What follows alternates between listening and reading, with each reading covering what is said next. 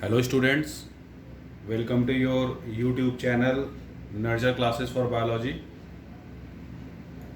Today I am continuing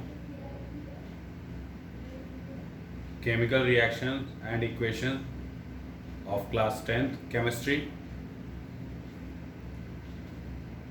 In the last lecture we have completed the definition of balanced chemical equation and skeletal equation. Today in this lecture we learn how to balance a chemical equation. For example, iron react with water to form Fe3O4 iron oxide and hydrogen gas. In order to balance this chemical equation, we have to follow certain steps. तो हम लोगों ने last lecture में complete किया था कि balance chemical equation क्या होता है और स्कैटर केमिकल इक्वेशन क्या होता है। आज के लेक्चर में हम लोग सबसे पहले ये जानेंगे कि किसी भी केमिकल इक्वेशन को बैलेंस कैसे किया जाता है और किसी भी केमिकल इक्वेशन को और ज़्यादा इंफॉर्मेटिव मीन्स उससे ज़्यादा इंफॉर्मेशन हमें मिल सके, इन शॉर्ट उसको कैसे करते हैं उसके बारे में हम लोग पढ़ेंगे और different types of chemical reactions के बारे में हम लोग जानेंगे। तो सबसे पहले हम किसी भी केमिकल इक्वेशन को बैलेंस कैसे किया जाता है उसके बारे में डिस्कस करते हैं। तो किसी भी केमिकल इक्वेशन को बैलेंस करने के लिए तो normally heat and trial method होता है, जैसा कि आप लास्ट लेक्चर में बैलेंस केमिकल इक्वेशन के बारे में आप पढ़ चुके हैं कि total number of atoms of reactant must be equal to the total numbers of atoms of product. Means reactant side जितने भी एटम्स हैं उनका नंबर इक्वल होना चाहिए जितने भी एटम्स प्रोडक्ट साइड हैं। तो या तो हीट एंड ट्रायल मेथड कर लेंगे और नहीं तो उससे पहले हम क्या करेंगे, हम सबसे पहले एक टेबल बना लेंगे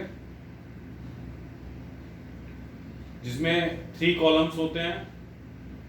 फर्स्ट कॉलम में नेम ऑफ एटम्स, कौन कौन से एटम्स पार्टिसिपेट कर रहे हैं रिएक्शन में, इन्वॉल्व हैं। दूसरे कॉलम में रिएक्टेंट साइड कितने नंबर्स ऑफ एटम्स प्रेजेंट हैं और प्रोडक्ट साइड कितने नंबर ऑफ एटम्स प्रेजेंट हैं उसको मेंशन कर लेते हैं। तो in the given example in reactant side iron जो है वो 1 है, उसका सिंगल एटम है। हाइड्रोजन जो है वो 2 है और ऑक्सीजन भी 1 है। प्रोडक्ट साइड आयरन के एटम्स 3 हैं, हाइड्रोजन के 2 हैं और ऑक्सीजन के 4 हैं। तो हम हिट एंड ट्रायल मेथड करते करते जब आपका ये कॉलम जो है अगर ये इक्वल हो जाएगा रिएक्टेंट और product side, it means what कि आपका ये इक्वेशन भी बैलेंस हो जाएगा। तो सबसे पहले हम उस एटम को बैलेंस करने का ट्राई करते हैं जिसमें ज़्यादा डिफरेंस हो। जैसे यहाँ पे ऑक्सीजन है तो ऑक्सीजन में ज़्यादा डिफरेंस है। रिएक्टेंट साइड ये 1 एटम्स है ओनली और प्रोडक्ट साइड कितने हैं, 4 एटम्स हैं। तो सबसे ज़्यादा डिफरेंस किस में है, ऑक्सीजन में।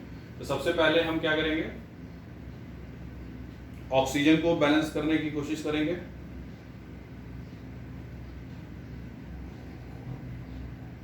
तो सबसे पहले ऑक्सीजन लेंगे तो जिधर लेस है मीन्स रिएक्टेंट साइड ये आपका ऑक्सीजन कम था तो minimum on LHS left hand side oxygen atom क्या है, कम है।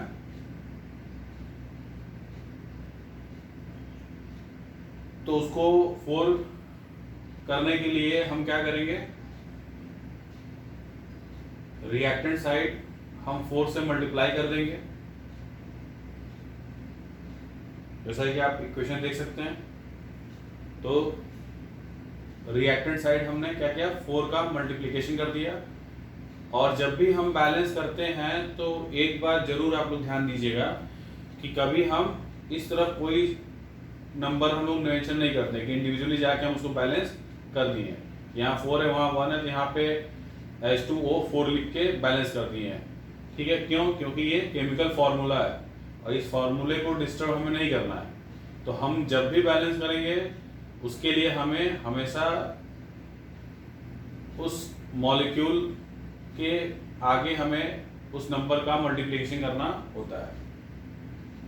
जैसे इस केस में देखिए 4 का मल्टीप्लाई हुआ है, तो चूंकि ऑक्सीजन यहाँ पे इस साइड फ्री में प्रेजेंट नहीं है तो वो बॉन्डेड फॉर्म में है हाइड्रोजन के साथ, तो इसीलिए हमें 4 का मल्टीप्लिकेशन आगे करना पड़ा वाटर मॉलिक्यूल के साथ, ताकि ऑक्सीजन इधर 4 हो जाए जैसा कि प्रोडक्ट साइड में है। तो ऑक्सीजन तो 4 हो गया, लेकिन 4 का मल्टीप्लिकेशन सिर्फ ऑक्सीजन के साथ नहीं हुआ है, अब उसके साथ जो प्रेजेंट बाकी जो एटम्स है उसके साथ भी इसका मल्टीप्लिकेशन हो गया। तो हाइड्रोजन अब कितना हो गया, रिएक्टेंट साइड 4 और इंटू 2 8 हो गया, और इधर क्या है अभी केवल 2 ही है।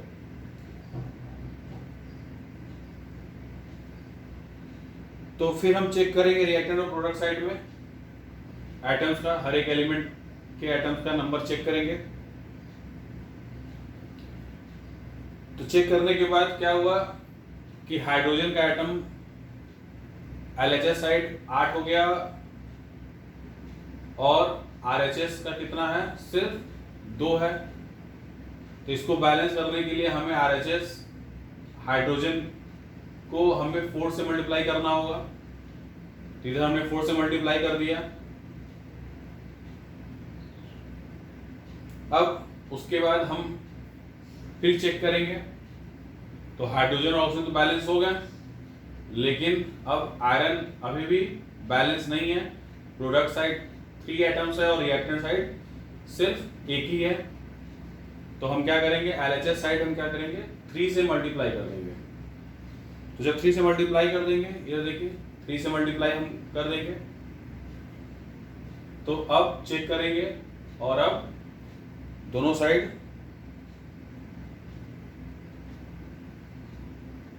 तो जैसा हमने टेबल मेंशन किया था, तो टेबल में भी देखिए दोनों कॉलम बैलेंस हो गए हैं। इट मीन्स व्हाट, कि आपके जो एक केमिकल इक्वेशन है वो भी बैलेंस हो गया। उसके बाद हम बैलेंस केमिकल इक्वेशन लिखते हैं। देखिए 3Fe4H2O Fe3O4 4H2। तो इधर भी आयरन के 3 एटम्स हैं, इधर भी आयरन के 3 एटम्स हैं, हाइड्रोजन के 8, इधर भी हाइड्रोजन के 8, ऑक्सीजन का 4 है, तो इधर भी ऑक्सीजन का 4 है। तो इस तरह से हम क्या करेंगे, किसी भी केमिकल इक्वेशन को बैलेंस करते हैं। तो आप प्रैक्टिस करेंगे तो कुछ क्वेश्चंस करने के बाद आप बिना टेबल बनाएंगे आप डायरेक्ट आप अप्लाई कर सकते हैं। बस आपको एक ही चीज ध्यान देना है कि जब भी हम मल्टीप्लाई करते हैं किसी पर्टिकुलर को बैलेंस करने के लिए, तो हमें ये चेक करना होता है कि उस नंबर का मल्टीप्लिकेशन किसी और एलिमेंट के एटम से तो नहीं हो रहा है। तो इस बात का हम लोग ध्यान देंगे। तो हर बार आप मल्टीप्लाई करने के बाद आप जरूर क्रॉस चेक करिए कि जिसके करने के लिए हम मल्टीप्लिकेशन कर रहे हैं उसके अलावा कोई और एटम तो नहीं हो रहा है। अगर नहीं हो रहा है तो ठीक है, और हो रहा है तो आप चेक करके फिर आपको उसको भी बैलेंस करना पड़ेगा। तो इसी तरह आपको बैलेंस करना होता है किसी भी इक्वेशन को। ये कुछ क्वेश्चंस हैं बैलेंस करने के लिए, आप प्रैक्टिस करिएगा। और अगर नहीं आएगा, कोई डाउट होगा तो आप कमेंट सेक्शन पे भी आप मेंशन कर सकते हैं। कोई भी डाउट होगा तो उस डाउट्स को नेक्स्ट लेक्चर में डिस्कस किया जाएगा, तो आप लोग प्लीज इसको प्रैक्टिस करिएगा। नेक्स्ट टॉपिक जो है वो है मेकिंग केमिकल इक्वेशन मोर इंफॉर्मेटिव। तो किसी भी केमिकल इक्वेशन को और ज्यादा इंफॉर्मेटिव बनाने के लिए क्या किया जाता है?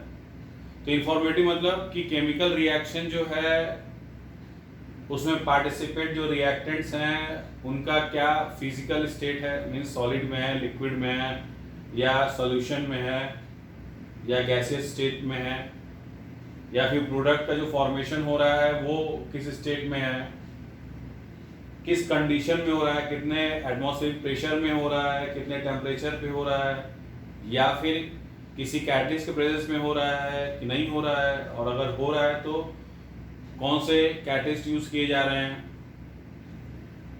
रिएक्शन में एनर्जी का कंजम्पशन हो रहा है या फिर रिलीज हो रहा है, मींस एंडोथर्मिक है या एक्सोथर्मिक है रिएक्शन।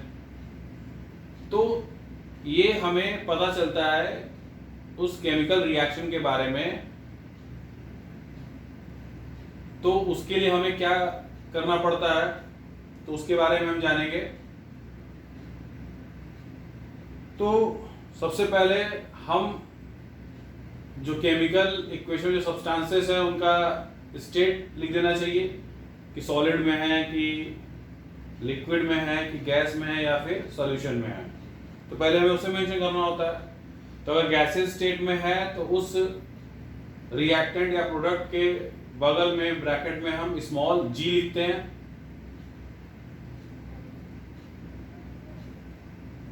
अगर लिक्विड स्टेट में है कोई सब्सटेंस तो उसके लिए सिंबल स्मॉल l लिखते हैं उसके बगल में ब्रैकेट करके। और अगर सॉलिड स्टेट में है तो हम स्मॉल s राइट करते हैं ब्रैकेट में। और अगर कोई चीज एक्वस सॉल्यूशन में है मतलब वाटर में डिसॉल्व है, अगर कोई चीज याद रखिएगा, अगर वाटर में कोई सब्सटेंस डिसॉल्व है तब हम उसको क्या लिखेंगे, एक्वस। तो एक्वस मींस तो कोई भी सब्सटेंस जो है वो वाटर में डिसॉल्व फॉर्म में प्रेजेंट है। तो एक्वस AQ कब हम लिखेंगे, जब कोई सब्सटेंस वाटर में डिसॉल्व होगा, तो उसी को हम एक्वस सॉल्यूशन बोलते हैं। और उसको रिप्रेजेंट करने के लिए हम क्या मेंशन करते हैं, AQ।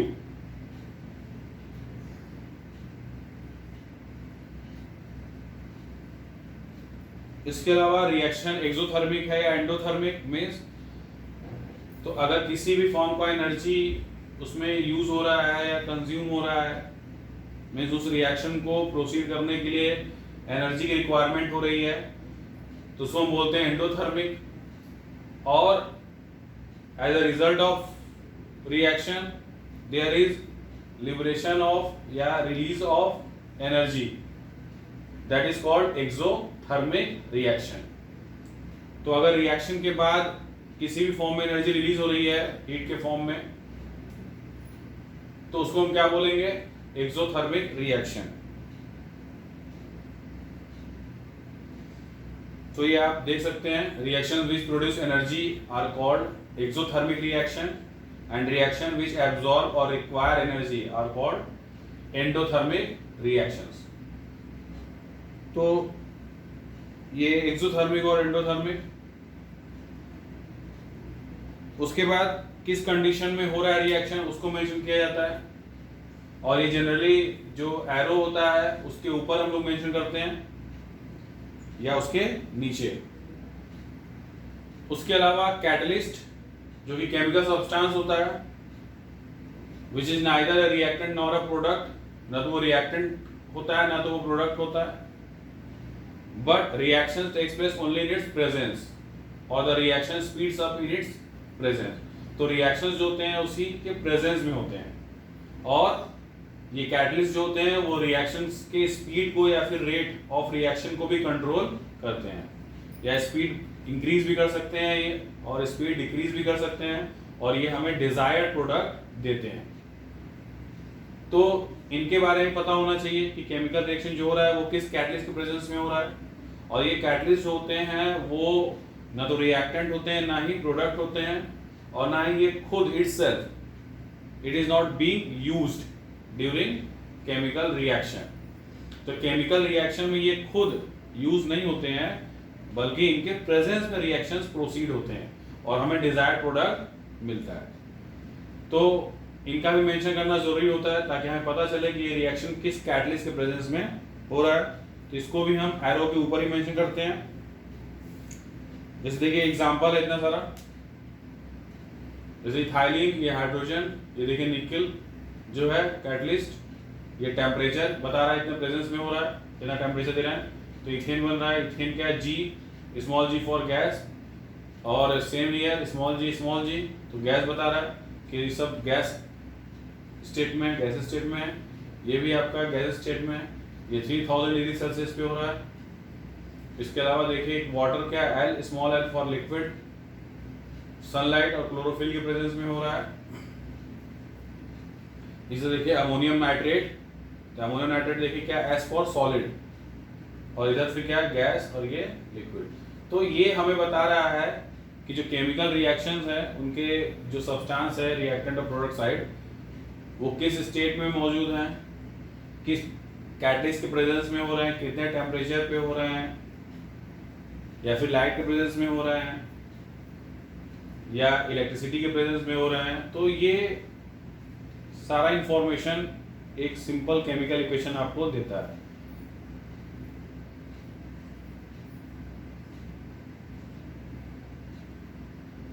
तो इस तरह से आपका केमिकल इक्वेशन क्या होता है, बैलेंस केमिकल इक्वेशन क्या होता है, स्कैटर केमिकल इक्वेशन, क्यों बैलेंस करना जरूरी होता है, और कैसे बैलेंस किया जाता है किसी भी केमिकल इक्वेशन को, और उससे रिलेटेड प्रॉब्लम्स भी आपको दिया गया है, और किसी भी केमिकल इक्वेशन को मोर इंफॉर्मेटिव बनाने के लिए क्या किया जाता है। तो यहाँ तक हम लोगों ने इस चैप्टर को फिनिश कर लिया है। अब नेक्स्ट टॉपिक है different types of chemical reactions. तो different types of chemical reactions आपको पढ़ने हैं, जैसे combination reactions, decomposition reaction, displacement reactions, double displacement reactions, and last one is oxidation reduction reactions. तो these are the different types of chemical reactions about which we will study. The first one is combination reaction. तो combination reaction क्या होता है भाई, तो इसके word से ही इसका मीनिंग आउट कर लेते हैं। कॉम्बिनेशन रिएक्शन मीन्स कि ऐसा रिएक्शन जिसमें कोई चीज कंबाइन कर रहा हो, जुड़ रहा हो, और जुड़ के कोई प्रोडक्ट बना रहा है। तो मीन्स इसमें जो रिएक्टेंट्स हैं वो एटलीस्ट 2 होने चाहिए, 2 और मोर देन 2 होने चाहिए। तो कम से कम 2 या 2 से अधिक रिएक्टेंट्स आपस में कंबाइन करके कोई एक प्रोडक्ट, एक तो डेफिनेटली बनेगा, या एक से अधिक भी बन सकता है। तो रिएक्शन इन विच 2 और more reactants combine to form one product are called combination reactions. तो जिस भी रिएक्शन में 2 या 2 से अधिक रिएक्टेंट्स आपस में कंबाइन करते हो और कंबाइन करके आपको मिनिमम एक प्रोडक्ट देते हो, उनको हम क्या बोलते हैं, कॉम्बिनेशन रिएक्शंस। और सिंपली इसको रिप्रेजेंट कैसे करते हैं, simple, A + B gives AB।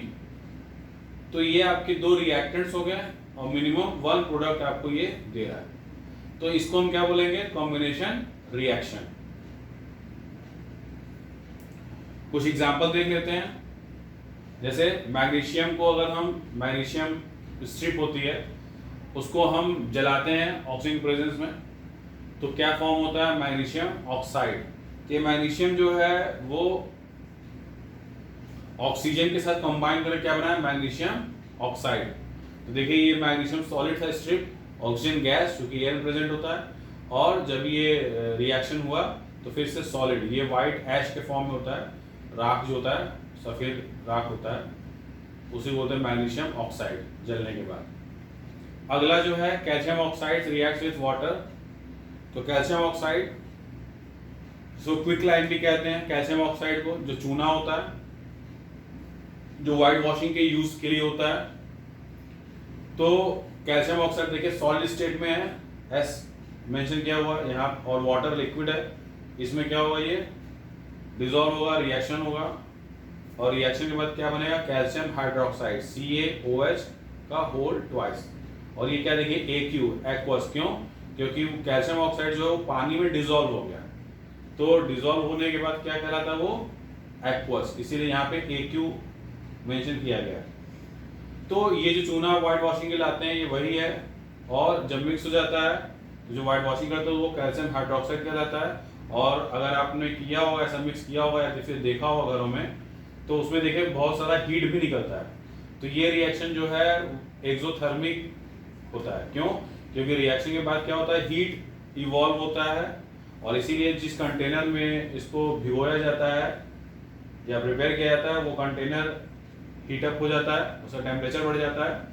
तो ये आपका एक तरह का एक्सोथर्मिक रिएक्शन है, क्यों, क्योंकि रिएक्शन के बाद इसमें हीट एनर्जी इवॉल्व हो रहा है जो कि टेम्परेचर को इंक्रीज कर दे रहा है।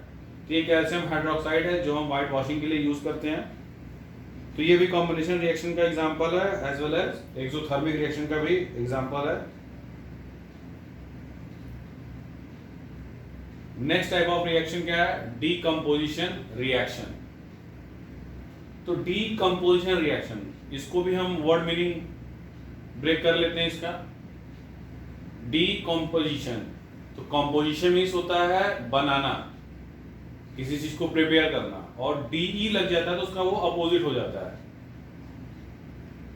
तो मीन्स ब्रेक डाउन करना।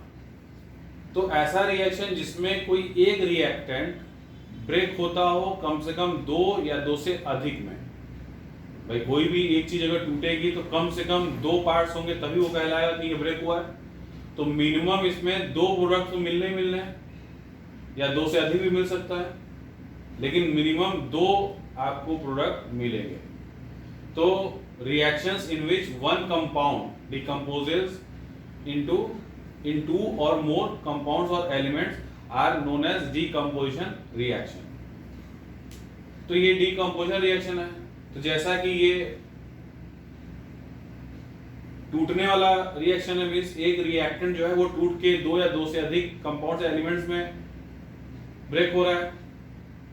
तो इसीलिए ये किसका रिवर्स माना जाता है, कॉम्बिनेशन रिएक्शन का ये रिवर्स है, अपोजिट माना जाता है। क्योंकि कॉम्बिनेशन में क्या हो रहा है, 2 चीजें जुड़ के आपस में कोई ये चीज बना रही हैं, और इसमें एक चीज टूट के कम से कम 2 चीज बना रही हैं। तो इसीलिए ये रिएक्शन एक तरह से अपोजिट ऑफ कॉम्बिनेशन रिएक्शन हुआ। इसका जनरल जो रिप्रेजेंटेशन का है वो क्या है, AB ब्रेक हुआ A+B में। तो इसके एग्जांपल हम देख लेते हैं कि जब कैल्शियम कार्बोनेट को हीट किया जाता है, कैल्शियम कार्बोनेट को जो हीट किया जाता है तो हीट करने के बाद वो टूटता है, और टूटने के बाद क्या मिलता है, कैल्शियम ऑक्साइड सॉलिड और CO2 means carbon dioxide gas. तो देखिए ये कैल्शियम ऑक्साइड कैल्शियम कार्बोनेट के ब्रेकडाउन से या डिकम्पोजिशन से मिला, और यही कैल्शियम ऑक्साइड जो है ये सीमेंट बनाने के लिए यूज होता है। तो जो सीमेंट फैक्ट्री होती हैं वो इस रिएक्शन का यूटिलाइज करती हैं।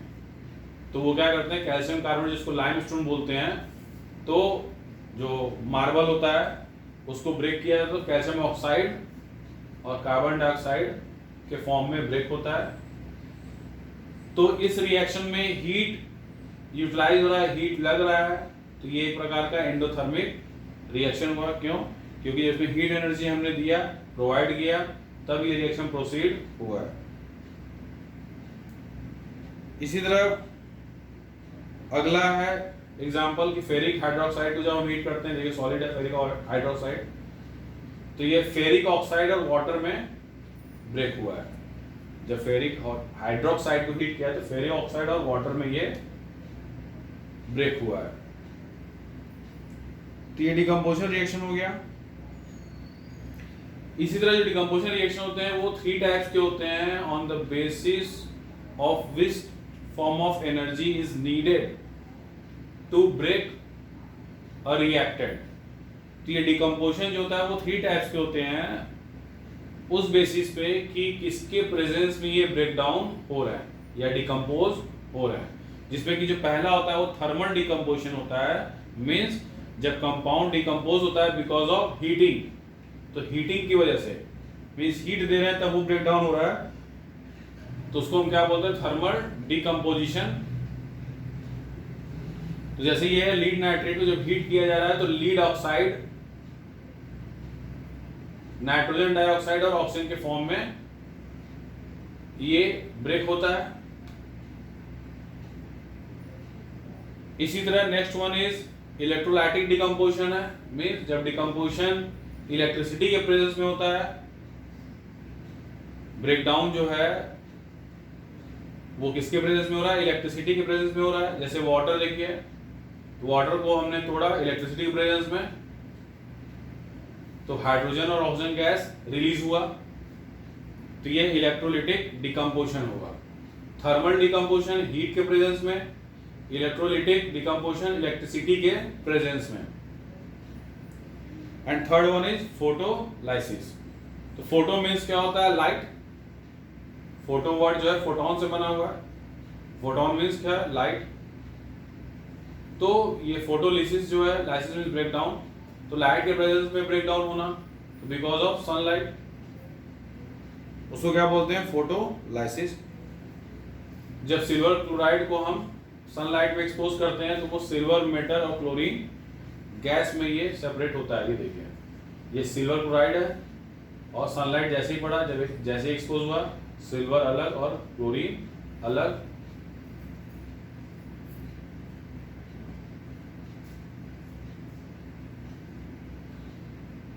तो ये आपके 3 टाइप्स ऑफ डिकम्पोजिशन है। ये बहुत बार एग्जाम में पूछा भी जाता है कि what are different types of decomposition with example. तो एग्जांपल भी पूछता है, उसका डेफिनेशन भी पूछता है, तो प्लीज इसको अच्छे से पढ़िएगा आप लोग, ये बहुत इंपॉर्टेंट है। नेक्स्ट टाइप ऑफ रिएक्शन क्या है, डिस्प्लेसमेंट रिएक्शन। तो उससे पहले एक और इंपॉर्टेंट चीज क्वेश्चन एग्जाम से, कि ये जो सिल्वर क्लोराइड है ये ब्लैक एंड व्हाइट फोटोग्राफी में यूज होता है। तो जैसे ही सनलाइट पड़ता है तुरंत रिएक्शन होता है, रिएक्शन से क्या होता है, सिल्वर क्लोराइड अलग हो जाता है, सिल्वर अलग और क्लोरीन अलग हो जाता है, और इसका यही प्रॉपर्टी, यही फीचर यूटिलाइज होता था ब्लैक एंड व्हाइट फोटोग्राफी में। तो ये बहुत इंपॉर्टेंट है, ये सिल्वर क्लोराइड होता है जो कि सनलाइट के प्रेजेंस में ब्रेक डाउन होता है। तो प्लीज रिमेंबर इट कि ये सिल्वर क्लोराइड वाला जो रिएक्शन है लाइट के प्रेजेंस में जो हो रहा है वो यूज होता है ब्लैक एंड व्हाइट फोटोग्राफी में। और इसी तरह सिल्वर ब्रोमाइड का भी रिएक्शन होता है, वो भी लाइट पड़ते ही सिल्वर और ब्रोमीन गैस में चेंज हो जाता है। तो नेक्स्ट टाइप ऑफ रिएक्शन क्या है, displacement reaction. Reactions in which atoms or ions move from one compound to other to form new compound. It is also known as substitution reaction. तो इसको हम substitution reaction भी कहते हैं। और जिसका सिंपल जो प्रेजेंटेशन है वो क्या है, जैसे A प्लस BC, तो ये C जो है मूव कर गया A के पास B से, तो ये क्या डिस्प्लेसमेंट हो रहा है या सब्स्टिट्यूशन हो रहा है।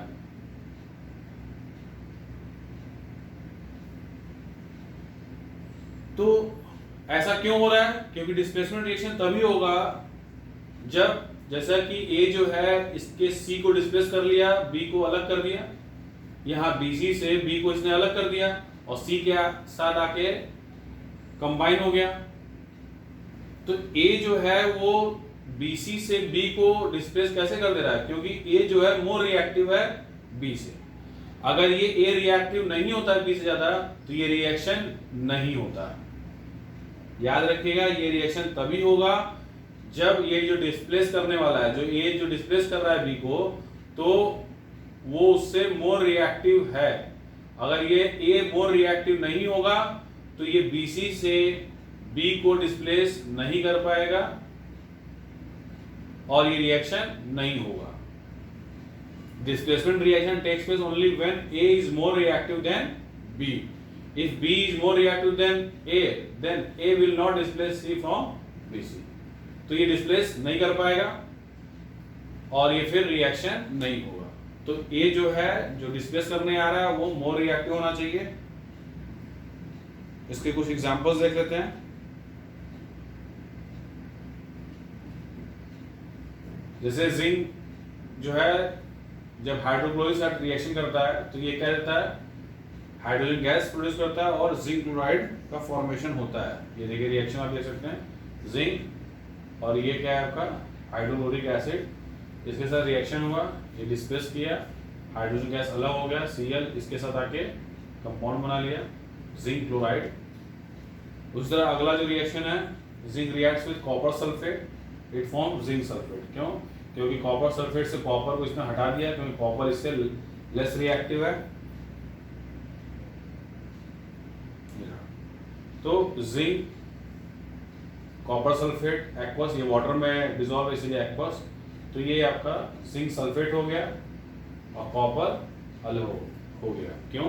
क्योंकि कॉपर जो है वो लीस्ट, उससे लेस रिएक्टिव है।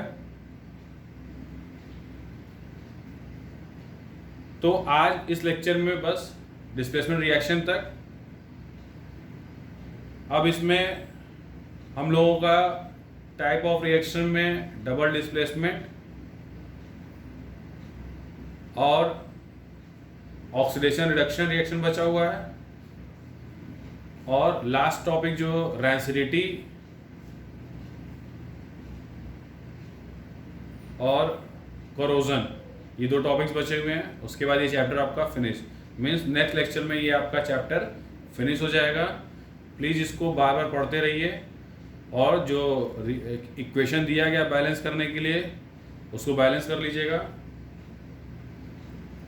और किसी भी टॉपिक में कोई भी डाउट होगा प्लीज़ आप मेंशन करिएगा, ताकि उसको नेक्स्ट लेक्चर में डिस्कस किया जाए, सॉल्व किया जाए। Thank you students.